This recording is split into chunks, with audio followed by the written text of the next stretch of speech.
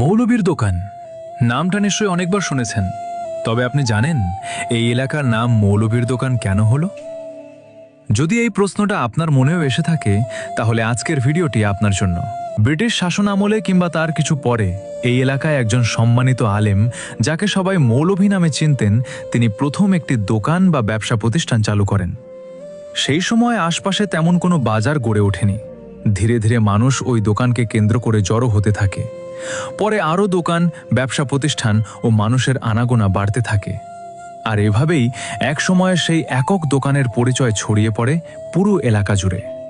কালক্রমে স্থানটির নাম হয়ে যায় মৌলভীর দোকান।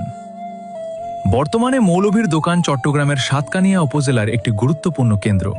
এটি মূলত একটি চৌরাস্তার মোড়। এখান দিয়ে চলে গেছে চট্টগ্রাম কক্সবাজার মহাসড়ক, যা আরাকান সড়ক নামে পরিচিত।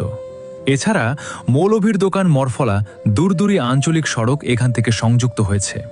অন্যদিকে ধর্মপুর, নলুয়া সহ আশপাশের কয়েকটি ইউনিয়নের হাজারো মানুষ প্রতিদিন এই পথ ব্যবহার করেন। এখানে রয়েছে বিভিন্ন শিক্ষা প্রতিষ্ঠান, ব্যবসা বাণিজ্য এবং স্থানীয় মানুষের দৈনন্দিন ব্যস্ততার এক গুরুত্বপূর্ণ কেন্দ্র।